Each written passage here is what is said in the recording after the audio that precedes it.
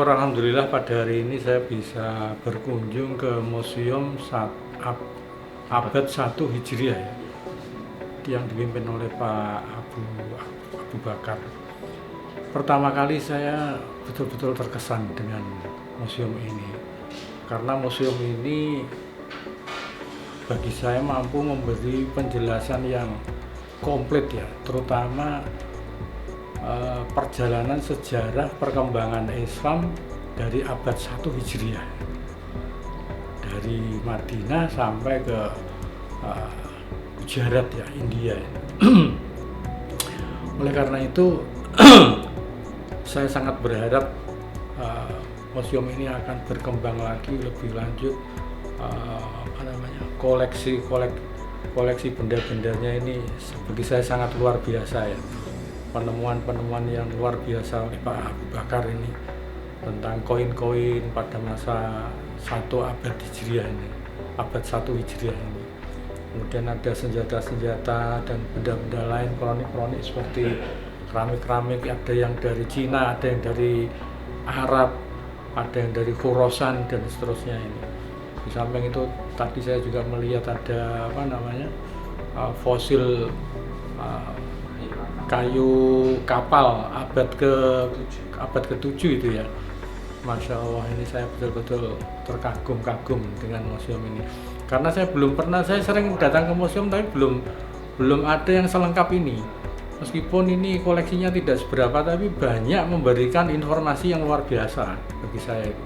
Apalagi dengan penjelasan Pak Abu Bakar tadi, bagaimana perjalanan Islam itu mulai dari Mekah ke Madinah, dari Madinah ke Basra, ke Oman, ke Yaman, sampai ke mana itu India, Kambe, itu luar biasa. Nah, oleh karena itu saya berharap mudah-mudahan ada sentuhan-sentuhan dari dermawan atau siapa yang ingin melestarikan kesejarahan Islam yang sudah dirintis oleh Pak Abu Bakar di Solo ini, untuk ya setidak-tidaknya itu memberikan fasilitas yang mencukupi ya. Apalagi Mas Gibran di sini sebagai kepala daerah yang masih muda, tentu bisa memberikan semangat kepada anak-anak buah dari Pak Abu Bakar yang saya lihat ini milenial sekali, tapi betul-betul mau melestarikan sejarah ini. Mudah-mudahan nanti dalam waktu yang tidak lama ini museum ini bisa berkembang lebih besar lagi, tempatnya memadai, dan mudah-mudahan Allah meridhoi apa yang sudah dirintis oleh Pak Abu Bakar ini menjadi museum yang memberikan pendidikan, pengetahuan, dan pemberdayaan kepada kaum muslimin. Karena ibroh dari sejarah itu sangat penting.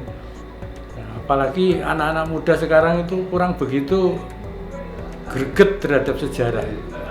Nah, makanya kalau di Museum Abad 1 Hijriah ini dikelola oleh anak-anak muda, luar biasa. Saya sangat salut dan kagum. Mudah-mudahan tetap semangat, tetap bersejarah, memberikan pelajaran sejarah, dan memberikan kemanfaatan kepada kaum muslimin, karena generasi muda pada khususnya. Sebelah eranya Abbasiyah itu, eranya Muawiyah itu ilmu pengetahuan sudah berkembang, tapi puncak keemasan ilmu itu ada di masa Bani Abbasiyah. Nah, pada masa Bani Abbasiyah itu sebetulnya tidak ada dikotomi atau perbedaan ini ilmu agama, ini ilmu umum, itu tidak ada. Karena apa? Ilmuwan muslim pada waktu itu yang memang ulama. Nah, seperti Ibnu Sina, Al-Kindi, Khwarizmi itu ya, itu ulama semua. Tapi Khwarizmi punya spesifikasi sendiri ya, sebagai ahli ilmu hitung atau matematika, tapi dia lebih dikenal dengan bapak astronomi dunia. Terus ada Ibnu Sina yang dikenal dengan bapak dokter dunia ya.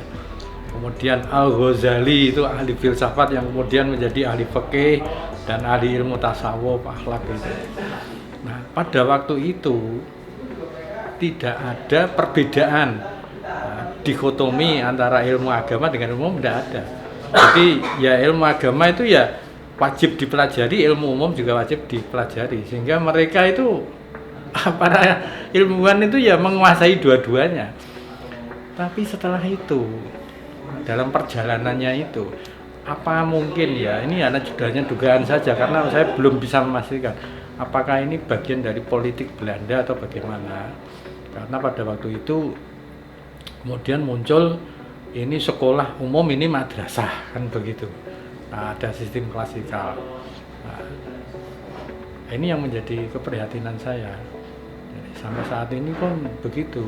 Makanya kemudian di Indonesia ini berkembang ada yang namanya madrasah, 70% agama, 30% umum, kan begitu. Nanti kebalikannya di sekolah itu 70% umum, 30% agama. Padahal dua-duanya itu wajib dipelajari. Nah, karena ada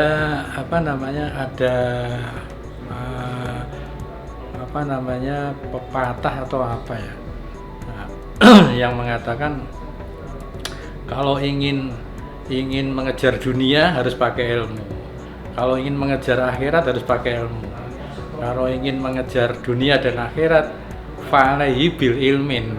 Jadi harus menggunakan dua-duanya, harus menggunakan ilmu. Itu menunjukkan bahwa tolabul ilmi fardhotun ala kulli muslim. Itu ilmi itu ya menurut saya ya semua itu ilmunya Gusti Allah, Pak. Ya ilmu agama pun ilmu umum itu ilmunya Gusti Allah. Jadi semuanya harus dipelajari supaya tercapai fid dunya hasanah, akhirati hasanah, begitu. Nah, apalagi manusia ini diberi amanah oleh Allah sebagai khalifah, ya, penjaga bumi. Ya. Menjaga bumi itu kalau tidak pakai ilmu pengetahuan juga tidak bisa menjalankan amanah itu. Makanya